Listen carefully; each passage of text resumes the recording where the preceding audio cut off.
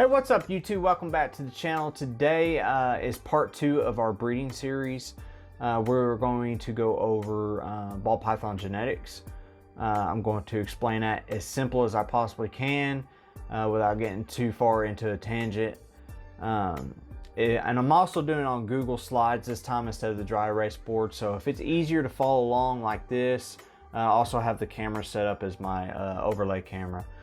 But if it's easier to follow along like this than the dry erase board, please let me know in the comments, and I'll just continue doing it like this for the rest of the series. But let's jump into the video. So of course we're talking about ball python genetics. Of course, there are 4 different types of genetics in ball pythons. You have your incomplete dominance or your codoms. Now, codom is a term you'll hear both terms, but codom is probably more popular than the other one. Incomplete dominance, the correct way to say it. Codom, people will bash you for saying codom. Don't listen to those people. Call them codom if you want to. There's still people that call them codom. We all know what the hell you're talking about. So don't let those people deter you. If you want to say codom, say codom. If you want to say incomplete dominant, say incomplete dominant. Let everybody be triggered. Somebody's going to be triggered one way or the other. So whatever, let them be. So we got the incomplete dominant or codom. We have dominant genes. We have recessive genes. And then we have the allelic genes, or your act like supers. And we'll learn more about supers and stuff like that as we go. So the first thing we're going to talk about is incomplete dominance or your codoms. Examples of those would be like your Mojaves, your pastel, banana, inchy is another one. There's a lot of them. But we're going to look at the example of Mojave times normal today, and I'm going to show you how to figure out the genetics with a Punnett Square and explain the percentages and everything. So this is the Punnett Square. Just a simple basic. They can get even more complicated than this. I've seen crazy drawings of them. But with the normal gene, it has 2 copies of the normal gene. So you got 1 copy of the normal, 2 copies of the normal gene. That makes a normal. Your Mojave, you got 1 copy of the Mojave and you got 1 copy of the normal gene. Everything has a copy of a normal gene. That's just like the baseline foundation of everything. Everything has at least 1 copy of normal. If it's normal, it's got 2 copies. So basically we're going to take this M and this N and put it into this square right here. So you got MN. So you have a Mojave or a snake with a Mojave gene and a normal gene. So that would be your Mojave. Over here you get the same thing. You get another Mojave. And then down in the last 2 you get 2 normals. So you get 50% Mojave, 50% normal from breeding a Mojave to a normal. A codom or incomplete dominant to a normal. Now, incomplete dominants have super forms. So if you breed like an inchy to an inchy, you can get a super inchy. And the beauty about super forms is, say you breed a super inchy to a normal, it kind of like breaks back down and you get 2 copies of the inchy gene, which makes all inchies across the board. So for this, I wrote on here super Mojave to normal as an example, and you get 100% Mojaves when you do something like that. So it can even be a super Mojave bred to an inchy. You'll guarantee to get all Mojaves in the clutch, but then you can get some that have inchy too, but you won't get no normals. So that's the beauty of that. Breeding 2 incomplete dominants together. For the example I got on here, we have pastel to Mojave, just basic genes. And on the Punnett Square over here, you can see that pastel is represented by a P. Oh, and on a Punnett Square, your uppercase letters are your dominant genes, your lowercase letters are your recessive genes. Dominant and incomplete dominant for the uppercase. Because they're basically the same thing, you'll see. Pastel to Mojave, you got your snake up here has 1 copy of the pastel, 1 copy of the normal. And then your Mojave has 1 copy Mojave, 1 copy normal. So if you start filling these in, you have an MP, which is a Mojave and a pastel put together, which create the Pastave. Over here you have a Mojave, down here you have a pastel, and over here you have a normal. So you basically can get 25% Pastave, 25% Mojave, 25% pastel, and 25% normal. Pretty straightforward. 25% because there's 4 squares, so you get 1 in each one. 25%, 1 out of 4. And that percentage, in my opinion, is not based off of the whole clutch. In my opinion, it's based more of per egg. Because we all know, you can breed a pastel to the Mojave, you get 4 eggs, you're not going to get a Pastave, a Mojave, a pastel, and a normal. It's not guaranteed like that. You can get all normals. You can get all Pastaves. So I think it's more of a per egg basis. So if I got a 4 egg clutch, I'm about to cut this egg, or it pipped. Well, I have a 25% of each chance that it is a Pastave, a Mojave, a pastel, or a normal. That's per egg. That's not for the whole clutch. All right, dominant genes. Dominant genes are basically the same thing. Well, let's talk about some examples real quick. Some examples would be like your pinstripe, your leopard, spider's another one. Those are dominant genes. The thing about dominant genes, they're basically like incomplete dominants or your codoms, but they don't have a visual superform. So there are people working on proving out super leopards and super pinstripes, and it might have already been done. I don't search the topic or whatever, but it might have already been done and they've proved it out. But the problem with that is, since it's a dominant trait, you will not see it visually. It'll look like a normal pinstripe or a normal leopard. So I know there's people working on it and trying to prove it out, but I don't think it's been proven yet. And you need at least 2, and I would be more comfortable with 3 to 4 clutches of all pinstripe or all leopard from the supposable super pinstripe or super leopard before you can determine if it's really a super or not. But if they are out there, you won't be able to notice except for when breeding, because they look just like a normal pinstripe or a normal leopard. Don't do super spiders. Spider is lethal, so don't attempt that. Please don't attempt that. The third type of genetic is recessive. This is a little bit more complicated, so it's going to take a little bit longer to explain. It's a little complicated. It's not too hard. It'll take a while to get your head to wrap around it. But your examples of recessive are your pied, clown, sunset, hypo. We don't work with hypo yet. We work with the other 3 though. So those are your examples. In order to get a visual sunset, visual pied, anything like that, visual ultramel, both parents have to have the gene, whether it be a visual ultramel or a visual sunset, or it's got a het, so it's carrying the sunset gene. That's the only way you can reproduce a visual. So it has to be, a visual to visual, or a visual to het, or het to het. Both sides have to be carrying that gene, either visually or not. So the first example we're going to take a look at is a het to het breeding. Now when you breed a, let's say, a het sunset to a het sunset, all your babies that are not a visual sunset come out as 66% possible het. That's where you get your 66% possible het, is from that. And I'll show you where that comes from in the Punnett Square. So over here we have the het sunset. It's represented by a lowercase s and an uppercase n, because it has to have a sunset gene and a normal gene. And of course the same thing on the other side. And we just do like we did before. We fill in all these little squares, and as you can see right off the bat, we get our sunset. Sunset would have, like I said, has to have 2 copies of the visual. Excuse me. 2 copies of the visual gene, or 2 copies of the gene to make the visual. So het to het make the visual, which is represented by 2 lowercase s's. It has 2 copies of the sunset gene. That's where you get your visual. Then over here, you'll see we got a het sunset. Down here we have another het sunset, and then over here we have a normal. So you're basically getting 25% sunset, 1 out of 4.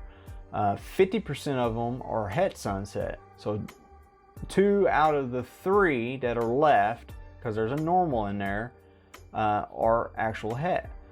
But you can't tell what's what because they all look normal. But you know that out of these 3 here, that at least 2 of them are het. So you know that out of every 2 out of every 3 animals is going to prove out to have a 66% chance of being a het. Now, can you get a clutch of all, non-visuals and get no hets? Yes. Could you get a whole clutch of 66% possible hets? Yeah, but again, you won't know until you breed them.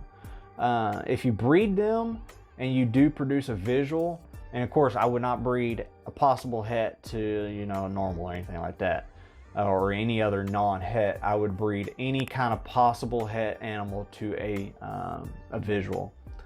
That way you got better chances of making another visual. So, but you'll know that 2 out of 3 are 66% possible het. So you can hold animals back and breed them back later to a visual. And if you get visuals, then you'll know that that 66% possible het is now 100% het. It's no longer a possible het because you proved it out. So you can change your tag and your information to say 100% het at that time. Now let's take a look at het to a non-het pairing. And again, we're going to use sunset as the example. So het sunset to normal. As you can see over here, we got the normal up here, 2 copies of the normal gene, and the het sunset, sunset and the normal gene. You do same thing, fill in the squares. Pretty straightforward. SN, SN, NN, NN. So right on the top here, you got 2 het sunsets, and then on the bottom, you got 2 normals. So you're basically 50% are het sunset, 50% are normal. Again, they all look normal. So you're not going to be able to tell which one is actually the hets. So they're all 50% pos het because 2 out of every 4 animals is going to be a het. So that's where you get your 50%. 2 out of 4 is 50%. But again, they'll all look like normal. Now, the percentage on these is not telling you that you're going to get 66% or even 50% of the clutch to actually, like I said, you're not guaranteed to get all of the clutch to be 66%, or 66% of the clutch is het, or 50% of the clutch is het. It's all based off of each individual animal. So you can't get a 5-egg clutch and get 4 66 pos hets and assume that 66% of those is actually het. That's not how it works. Each animal has a 66 or a 50% chance, depending on what your pairing was, of actually proving out to be 100% het. Now, with a visual to a het, and we'll use the whole sunset to het sunset example again. But with the visual to the het sunset, you see up here we represented the het sunset again with the SN, and then the visual has to have 2 copies of the sunset, so it has SS. And as you fill in, the first one, right off the bat, you get a sunset. And then you get a het sunset, another visual sunset, and another het sunset. So 50% of those are supposed to be sunset, 50% het sunset. Of course, it don't work out like that. But when you breed a visual, whether it be a visual pied, visual sunset, anything like that, to anything that's not a non-het, like a Mojave, it could be an Inchi, it could be any of that, you're guaranteed to know that everything from the clutch is 100% het for whatever recessive gene you're using. So although you breed sunset to het sunset, any non-visual animal is guaranteed to be 100% het because it came from a recessive gene. One of the parents was visually expressing the gene, so you get all 100% hets. That's the beauty of recessives. Now, visual to visual breeding, this is even better. Let's say you take a sunset to a sunset. All right, so I've represented SS and SS. When you fill in the Punnett Square, and you get all sunsets. 100% guaranteed all sunsets. So, over here, note that when a visual recessive gene is paired with another, you get all the babies to carry that recessive gene. Pied to pied, all pieds. Sunset to sunset, all sunsets. Sunset to Mojave, or sunset to sunset Mojave, you get all sunsets, and then some of them will be carrying the Mojave gene also. So that's the beauty of sunset, or recessive, my bad. But so say you're short on pied females or something. Well, you could breed pied to pied and get all pieds. So that's the beauty of that. All right, once again, second video in a row, camera cut off again. I don't know why. But now we are on allelic, or your act like super. Pretty simple. Examples of your allelic animals are like Highway, Mystic Potion. There's several other ones out there. Black Pastel and Inchy is allelic. Cinnamon Inchy is allelic.